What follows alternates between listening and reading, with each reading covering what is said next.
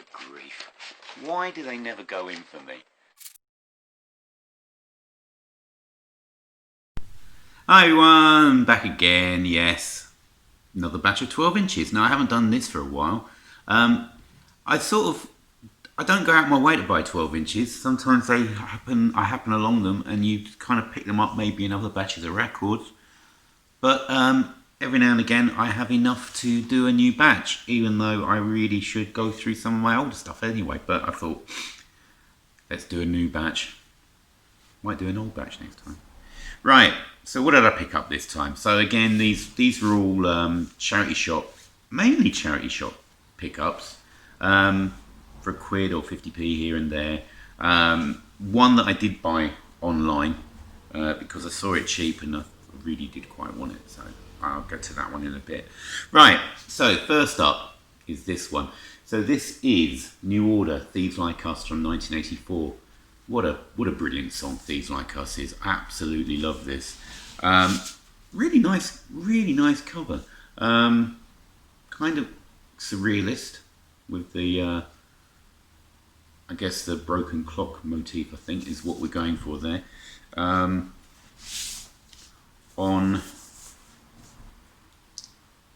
very understated as per usual factory label. FAC 103. This is probably one of their best singles, I think. Thieves Like Us. Really brilliant song. Absolutely fantastic. They were at the peak of their powers at this point. I think was this their first release after Blue Monday? That was 83, this is 84. It would be one of their first releases after Blue Monday. They were just on a roll at this point. Absolutely fantastic indie maestros. Right, okay. I also got, this batch is really good because I've got a real mixture of stuff in here. So this is Africa Bambaataa, and the Godfather, he is actually billed as the Godfather of Soul, James Brown.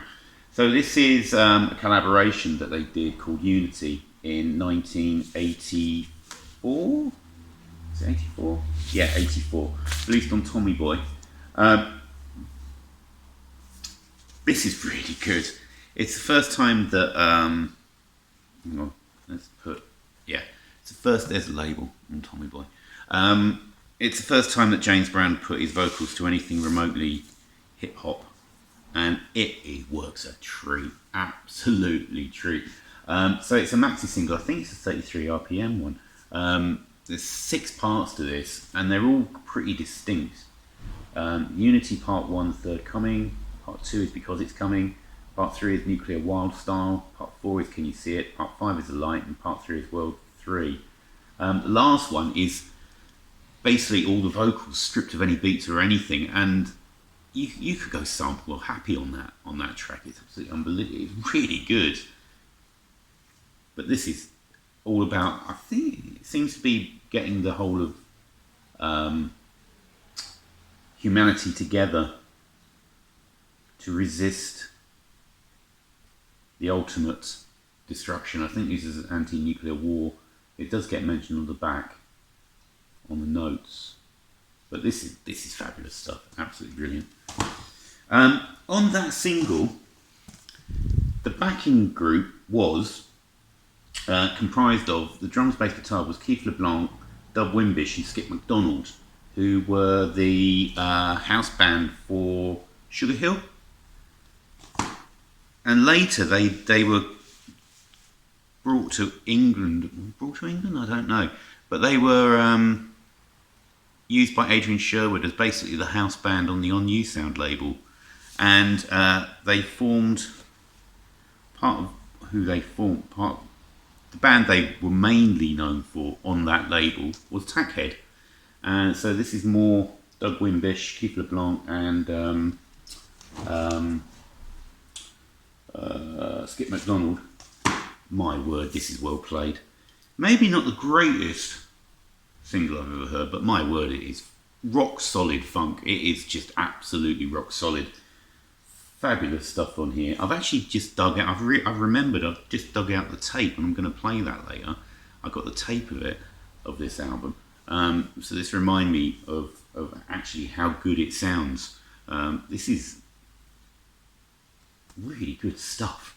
Really good stuff. It's not as experimental as a lot of their other stuff that was released on New Sound, basically because this is on a major label, to be honest. This is on, it was a SBK Records, which was a subsidiary of EMI.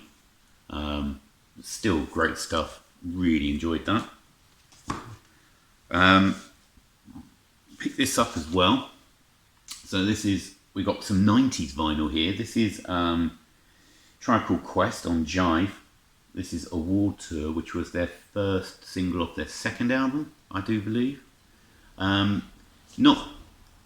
This was actually their biggest hit in the States. It was bigger than Can I Kick It, which I find quite incredible to see, because Can I Kick It has just been massive over here in the UK. It is what they're most well known for. It's like just one of those football songs that gets played all the time now. And I think it was used for, was it a Nike ad or something? So why that didn't sell in the States, I've got no idea, and this was more popular, I don't know. But it's a decent song. Really, I'm quite happy listening to this. The chase is pretty good. Yeah, it's a good, completely irrelevant. You've got the LP version and the radio version, basically, because I reckon they probably blanked out a few choice words on the radio version, but I couldn't really, apart from that, there's no real need to have both of them, to be honest. But yeah, that's good. On Jive, there's the label. So yeah, really enjoyed that one. Right, a bit of early 80s goth next. So I found it really easy to find singles by this band lately. So this is a Dance Society. So the Dance Society started off as an out-and-out goth band, but they slowly got more and more dancey. This is kind of right on the cusp of, and I could definitely say this is disco goth. It's prime disco goth. It's really danceable goth music, kind of maybe starting to veer into an industrial direction, which I don't think they follow very much. But this is great. It's really good. I really enjoyed this. This was their biggest selling single, most successful single, which reached the giddy heights of number 60 in 1984. But this is terrific stuff.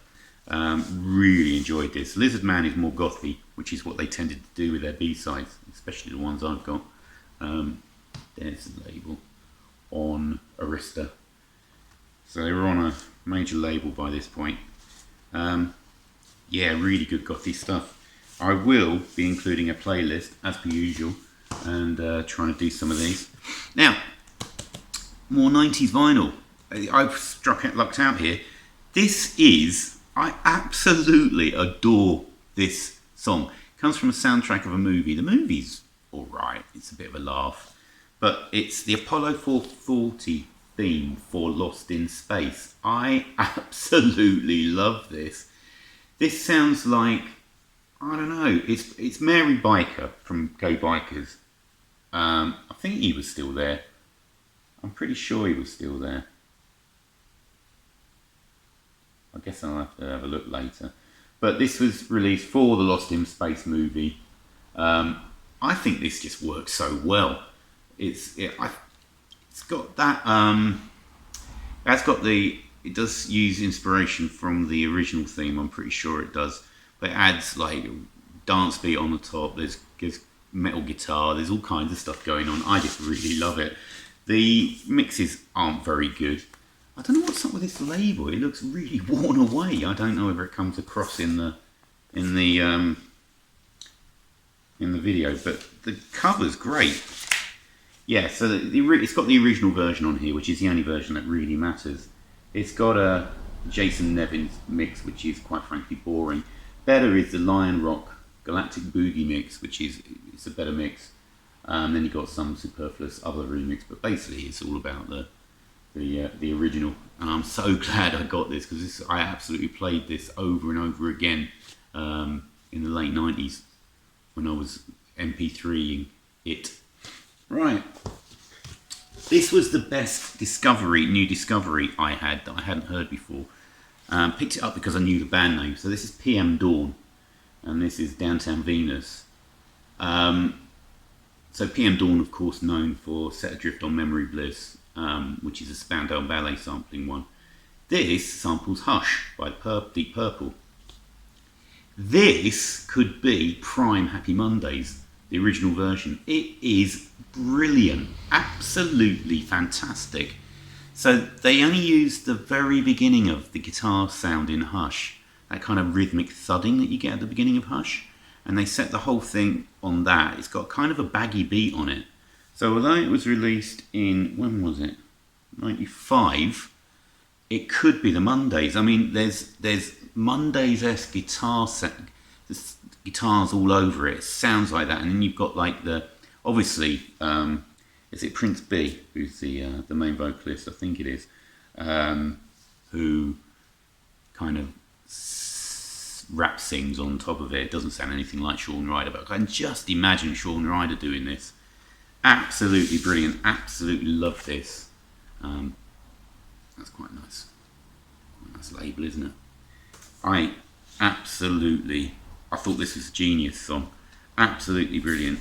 Shame it wasn't released about 4 years later, because I reckon it would have been massive. Apparently this crossed over to the American rock or indie or alt rock chart, whatever chart, I don't know, one of the many millions of charts that they had in the States in the 90s, but fantastic stuff. Absolutely loved that. That was brilliant. Right, the one I got off eBay for cheap, because I saw it cheap, and I thought, right, I'm having that, because I remember seeing these in Virgin Megastore at the top of Oxford Street in the late 80s, when I used to go looking for Nuggets records. So I always used to buy Nuggets records, and I never bought these. So this is the Zodiac Motel, and you're all going, who? Well, Zodiac Motel later all basically bleached their hair and turned into Birdland. Now, Birdland are one of my absolute favourite indie bands of the late 80s, early 90s. Absolutely love them. And this is the bands that later became Birdland. So there's the, that's, is it Sid? I think that's Sid. I'm looking for band members. I can't remember. But yeah, so this has got Sunshine Minor, Crescendo, Inside My Mind, and Sugar Blood, which was the main B-side on their first Birdland single. Not as good version, but Sunshine Minor is a good song. A bit more of a racket, a bit more tinny than their later incarnation as Birdland. But I'm really happy to have picked this one up, because I remember seeing it and I remember saying I really should get them just because I like the look of it. I know they got slated in the press, but I thought, sod it, I'm going to get it anyway. And then by the time I'd actually got the money together to go and get it, it had all gone. So to get it this much later is great. Oh, obscure 80s indie record, there we go. Look at that. Whee!